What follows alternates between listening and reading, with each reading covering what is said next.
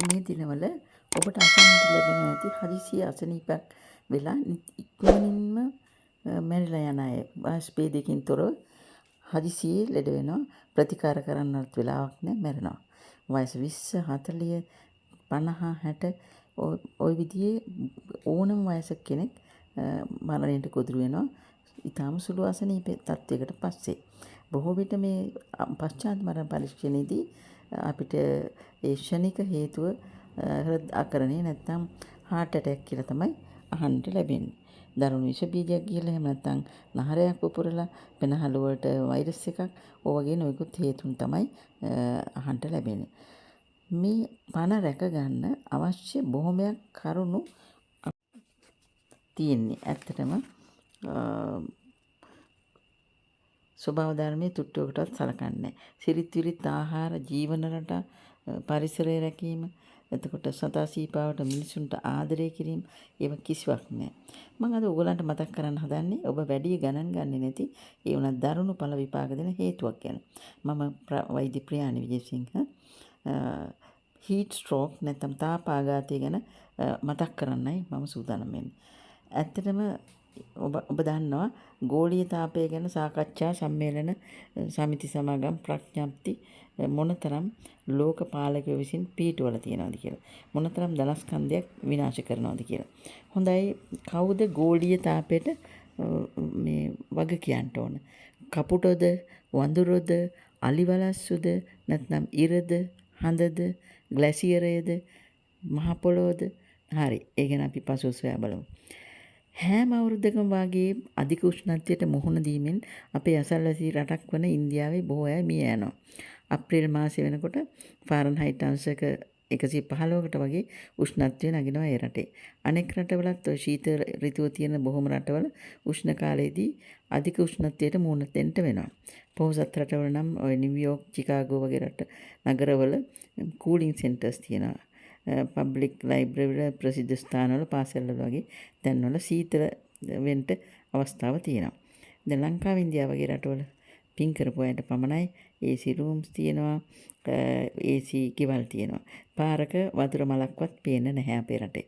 හොඳයි කෘෂි කර්මාන්තයේ යෙදෙන අය නැත්නම් අවුවේ වැඩ කරන අය විවෘත පදික වේදිකාවල ගොවියෝ මහා මාර්ගයේ සේවකයෝ කුලී වැඩ කරන අය තද්ද හිරුගෙන් පීඩා විඳිනවා. මොනව කරන්නද? දැන් අපි බලමු හීට් ස්ට්‍රෝක් නිසා ඉන්ද්‍රිය අක්‍රිය වෙන හැටි. බාහිර තාපය නැත්නම් වායුගෝලීය තාපය අපේ ශරීරයට අභ්‍යන්තරයට ඇතුල් වෙනවා. සාමාන්‍යයෙන් තාපයේ ශරීරයේ ෆාරන්හයිට් අංශක 98.6ක් වගේ වෙනකොට අපේ සිරුරේ තාපපාලක යන්ත්‍රයක් ක්‍රියා කරන්නට පටන් ගන්නවා. ඉවැපොරේටිව් කූලින් මැෂින් එක.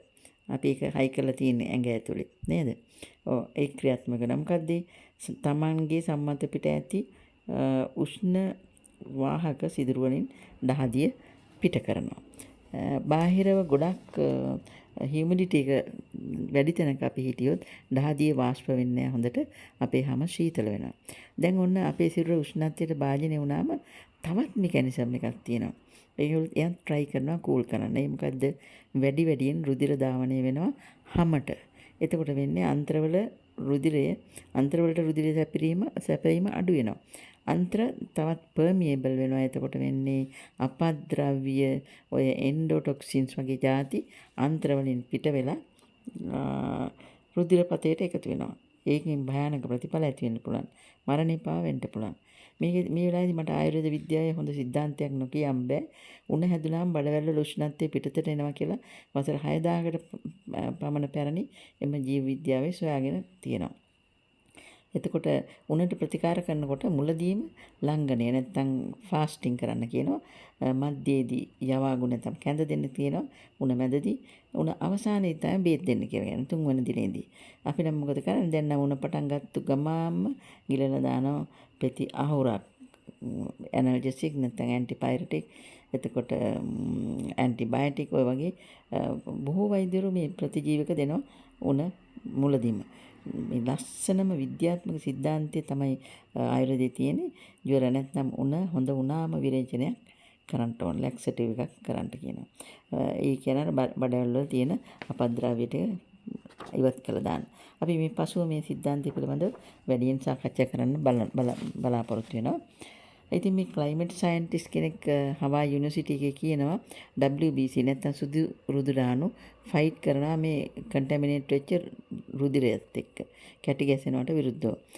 මොකද ඒ රුධිර කැටි නිසා මල්ටිපල් ඕගන්ස් හෘදය, මොළය ඔය වගේ ස්ථාන අක්‍රිය වෙන්න පුළුවන්. ඔන්න බලන්න එතකොට අපි මෙතෙක් කීවේ මේ හීට් ස්ට්‍රෝක් නිසා රහසේම ඇතුලේ ඇතිවිය හැකි මාර ෆයිට් එක. මරුවා සමග යුද්ධේ. සමට වැඩිපුර රුධිරය ධාවනය වෙනවා, අන්ත්‍රවලට ඔක්සිජන් අඩු වෙනවා. එතකොට ටොක්සින් රුධිරයට එකතු වෙනවා. සෑම තැනම ඉන්ෆ්ලමේෂන් තත්ත්ව ඇති වෙලා කැටි ගැසීම් වෙනවා. ඉන්ද්‍රියන් අක්‍රිය වෙනවා.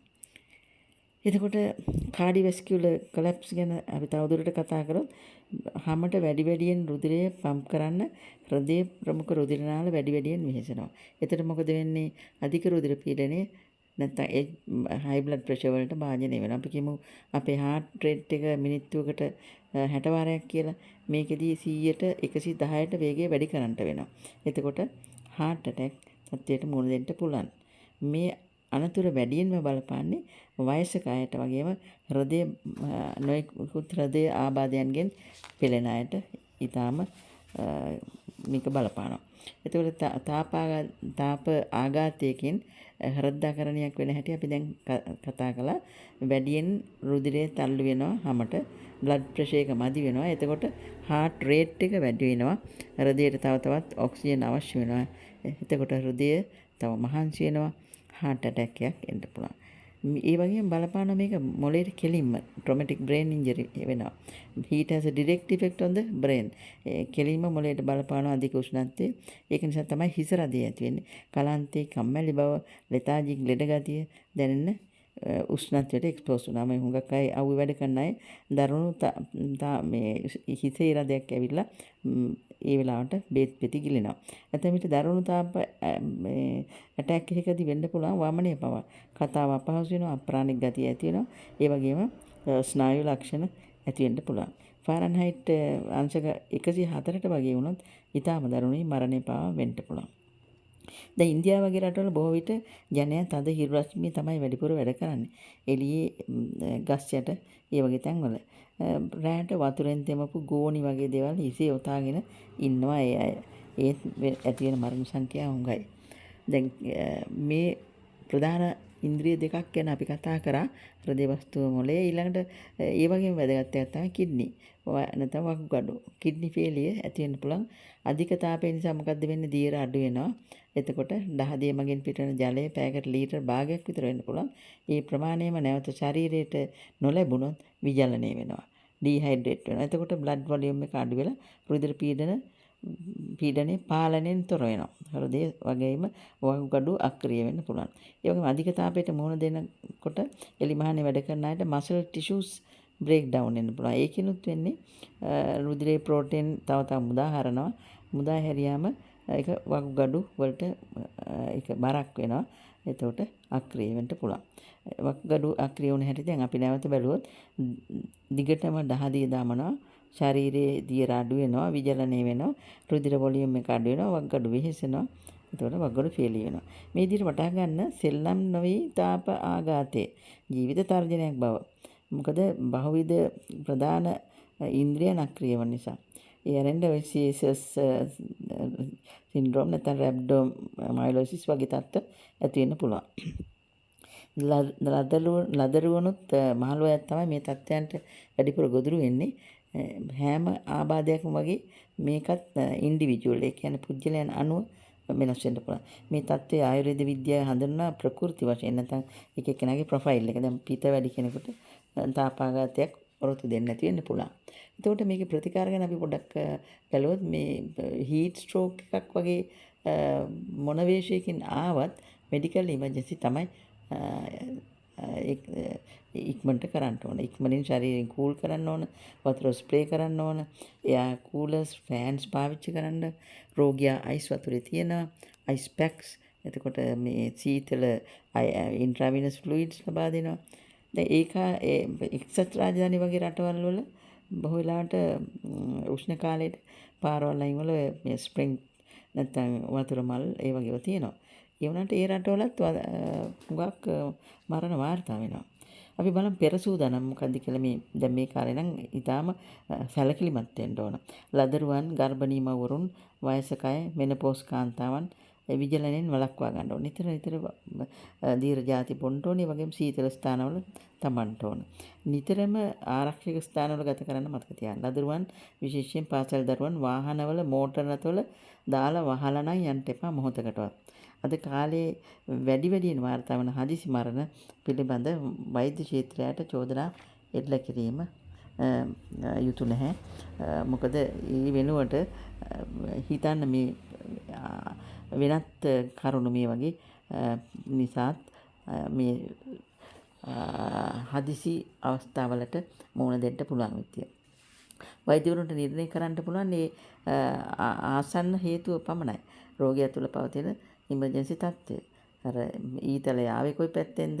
කවුද එව්වේ මොන පාටද? ඒව හොයන්න වෙලාවක් නැහැ. ඒ නිදානේ රෝග නිදානේ හොයන්න අවශ්‍ය වෙන්නේ නැහැ. ඒ අවසන් මරට හදිච්ච රෝගියන් ඒගොල්ලන් ප්‍රතිකාර කරනවා. ඒ වගේම රෝග විනිශ්චය දෙනවා.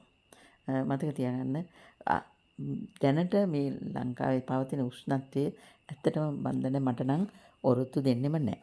හොඳයි තව වීඩියෝ එකකින් හම්බ වෙනකන් ඔබ සැමට සීතල දිනයක් දාවේවා කියලා ප්‍රාර්ථනා කරනවා. ස්තුතියි.